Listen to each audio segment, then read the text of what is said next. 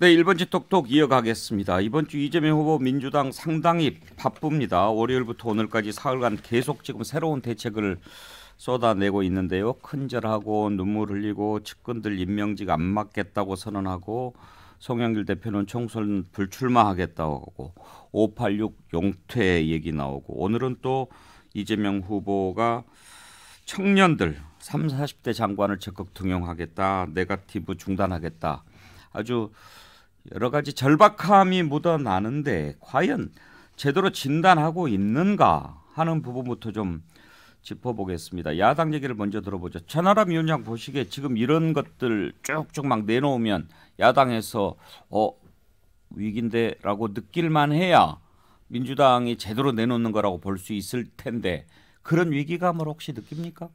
위기감까지는 아닌 것 같습니다. 근데 저는 방향성을 잘 잡은 부분이 분명히 있고 평가할 부분도 분명히 있다고 생각합니다. 특히 586 용태론 같은 경우에 만약에 송영길 대표나 뭐 김종민 의원 말고 이게 정말로 연달아서 시리즈로 뭐 5명, 10명 이상 이런 용퇴를 선언한다라고 하면 저는 그거는 꽤 지지율에 영향을 주지 않을까라고 생각을 하고요.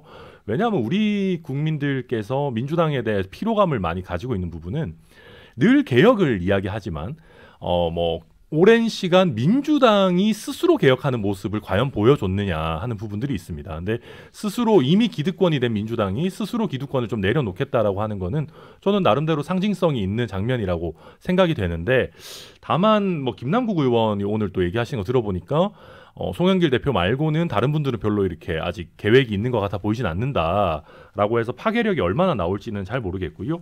그 외의 것들 그 외에 뭐 종로 무공천이라든지 송영길 대표의 불출마라든지 뭐 3040 이런 부분은 저희가 봤을 때는 별로 폭발력이 없다고 봅니다. 왜냐하면 종로가 실제 민주당이 이기기 어렵고 지금 내부 여론조사도 돌려받겠습니다만은 마땅한 주자도 별로 없어요. 그리고 뭐 송영길 대표도 이제 뭐 선수 하나 더 쌓는 게 큰 의미가 없고 뭐 단체장이나 이런 걸로 가실 수 있기 때문에 그렇게 내려놓는 걸로 보이지 않고 30대 40대 장관 같은 부분도 아까도 말씀드렸습니다만은 약간 30대 그러니까 오히려 2030에서 반발이 나오는 게 무조건 젊은 사람 장관 시켜달라는 게 아니다.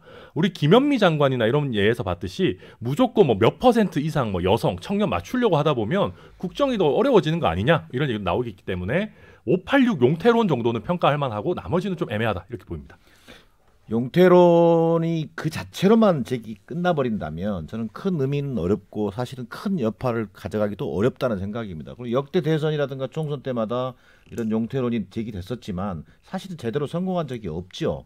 그런 의미에서 지금의 판단은 뭐 맞다고 볼 수 있지만 그 여당 입장에서 민주당 입장에서 또는 이재명 후보 입장에서는 이 정권 교체 여론을 넘어서야 되는 거거든요. 그리고 또 정권교체 여론 쪽에서도 지금 중도층의 여론 중에서는 중도층의 여론은 특히나 더 이 정치교체에 대한 여론이 굉장히 높습니다. 특히 지금 현재 이런 문제 위기의 본질이 뭡니까? 이를테면 결국은 내노남불의 어떤 그 이미지, 그 다음에 신뢰의 위기 이런 부분을 타개해야 되거든요. 저 이재명 후보 입장에서는 그 부분을 예를 들어서 최소한 그 출구 자체를 최소한의 인적 쇄신, 변화와 쇄신이라고 하는 데서부터 시작하겠다. 그러니까 이게 이 자체로만 평가할 게 아니라 이게 시작점이라고 하는 점에서 신뢰 위기를 돌파하는 데 있어서의 어떤 쇄신을 하나의 그 카드로 잡았다고 하는 점에서는 저는 특히 지지층이 아니라 중도층에게 미치는 영향이 좀 어느 정도 있을 걸로 보여집니다.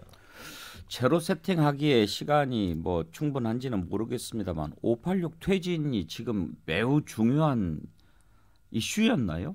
그러니까 저는 지금 오늘 그래서 이제 이재명 후보가 꺼내든 게 정치 교체. 제가 눈에 띄는 게 기득권 정치로는 극복할 수 없다. 세대 대전을 하겠다. 미래 대전을 하겠다. 시기적으로는 적절해요. 왜냐? 지금 이재명 후보가 야구로 치면은 번트나 내야안타만으로는 지금 8회에 접어든 경기 뒤집기 어렵습니다. 본인이 가장 잘 할 수 있고 그다음에 가장 잘 했던 것들을 노려가지고 장타로 연결해야만 그나마 경기 흐름을 뒤바꿀 수 있고 경기 역전에 성공할 수 있는데 그렇다면은 저는 이제 어저께 얘기한 그런 국민 감정과 동떨어진 그런 586 용퇴 이런 것 말고 정말로 이재명 후보가 할 수 있는 일들을 꺼내야 되는데 그럼 자 세대대전환과 미래대전환의 선언적 의미 외에 뭘 더 담보해낼 것이냐 이걸 보여주는 게 관건인데 이게 또 현실적으로 뒷받침되지 않는 공허한 선언이라면 이거는 사실은 레토릭 외에는 다름 아니죠. 그런 점들은 지금 이재명 후보가 지금 위기감을 느끼고 시기적으로도 판단은 맞는데 구체적으로 어떻게 돌파할 건지 이건 좀 더 꺼내 보여야 한다고 생각합니다. 똑똑 박진영입니다. 예. 제가 좀 센 이야기 좀 드릴게요. 예. 뭐 일단 뭐 이 인적 쇄신에 물꼬를 텄다는 데는 저는 의미가 있다고 봅니다. 국민의힘 같은 경우는 윤핵관 이야기 그렇게 많이 나오는데도 윤핵관 중에 한두 명 누가 뭐 사퇴했다. 윤핵관이 누군지도 계속 숨기고 있지 않습니까? 그런 상황에서 저는 잘한다고 보여지는데요. 그래도 올라가잖아요. 그건 뭐죠. 윤핵관보다는 이제 다른 스타가 등장했지 않습니까? 김건희 씨라든가. 아니 그래서 그러니까 그게 참 미스테리하단 말이에요. 윤핵관 문제가 사실 국민들 보기에 심각할 수 있어요. 그리고 그런 부분들이 분명 마이너스 요인이 될 거 아닙니까? 그런데 586이 지금 막 윤핵관 문제처럼 커 오르지도 않았는데 586 용퇴하겠다라고 하고 그래도 별로 지지율 변화 없고 윤핵관 문제 정리 안 하는데도 윤석열 후보 지지율 올라가고 이런 걸 어떻게 설명해야 되느냐 이거죠. 저는 그 혁신하는 방식의 문제라고 봐요. 앞에서도 제가 말씀을 드렸는데 어떻게 보면 게임이기도 하지만 어떻게 보면 처절하게 싸운 겁니다. 이준석 대표와 윤핵관이 처절하게 싸우면서 정말 이 사람들이 정권 교체를 위해서 목숨 걸고 내부 투쟁도 하는구나. 저는 그런 느낌을 줬는데요. 그런데 대선이 졌지만 잘 싸웠다 이건 아무 의미가 없잖아요. 그렇죠. 근데 그게 결과가 좋았거든요. 결과가 지금 좋게 마무리되어 버리니까 국민의힘 같은 경우는 과정에 그 처절하게 싸웠던 것들 뭐 배신과 음모 이런 게 다 용인되는 것처럼 이게 보여지는 겁니다. 근데 지금 민주당 보면요 어떤 느낌이 뭐냐면 혁신도 온정적 혁신인 것 같아요. 저 같으면 586이라고 이야기 안 하겠습니다. 실명 거명하겠습니다. 예를 들어서 예를 들어 가지고 최근에 언론에서 그런 이야기 나왔습니다. 뭐 노영민 실장이 충북 지사 준비한다. 김현미 장관이 전북 지사 준비한다. 이런 이야기 나왔거든요. 여기에 대해서 민주당에 있는 2030 의원들이 왜 가만히 있는지 모르겠어요. 내로남불의 극치를 만들어낸 사람들이잖아요. 정동영 의원이 2000년대 초인가요? 김대중 대통령 면전에서 동교동계 사퇴하라고 이야기했습니다. 그 정도로 직격적이고 피가 철철 나는 혁신이 돼야지 국민들이 정말 제대로 혁신하는구나 이렇게 생각을 하지 당대표가 희생적인 모습으로서 사퇴한다. 이것만으로 저는 뭐 마무리돼서는 안 된다고 보고요. 분명히 여기에 저항하는 사람이 저는 뭐 있을 거라고 보고 김남국 의원이 더는 별로 없는 것 같습니다. 이렇게 해서는 안 되죠. 김남국 의원이 다선 의원들 저격해야죠. 민주당 내에서. 저는 그런 혁신이 있어야 된다고 봅니다. 그 아까 앵커께서 얘기하신 것처럼 이게 좀 더 이제 586 용태론이 과연 국민의 마음을 좀 움직일 수 있겠냐 뭐 이런 부분인데 저는 좀 아쉬운 대목은요. 저는 방향은 맞다고 봐요. 인적 쇄신이라고 하는 게 결국 반성과 성찰을 위해서 출발하는 인적 쇄신은 방향은 맞다. 근데 좀 더 이게 국민들에게 뭔가 이게 어떤 맥락으로 이것을 하는지에 대한 그렇죠. 분명한 지점이 있어야 된다. 이를테면 안 되죠. 그렇습니다. 이를테면 자 내노란불 얘기하고 또 무슨 그 정치 교체 얘기하면서 자 지난 4월 7일 예. 작년 재보선에서 이른바 당헌 당규에 따라서 정당이 우리가 서울시장 후보와 부산시장 후보를 공천하지 않았음에도 불구하고 소위 전당원 투표라는 걸 통해서 우리가 후보를 냈단 말이에요. 거기서 엄청나게 그 국민들로부터 신뢰의 어떤 그 비판을 받았단 말이에요. 어떻게 보면 이낙연 후보가 경선에서 진 게 그 부분도 작용했을 그렇습니다. 거예요. 그러면 예를 들면 그런 부분을 명료하게 다시 한번 사고하면서 우리는 종로에 뭐 또는 세 군데 무공천하겠다든지 이런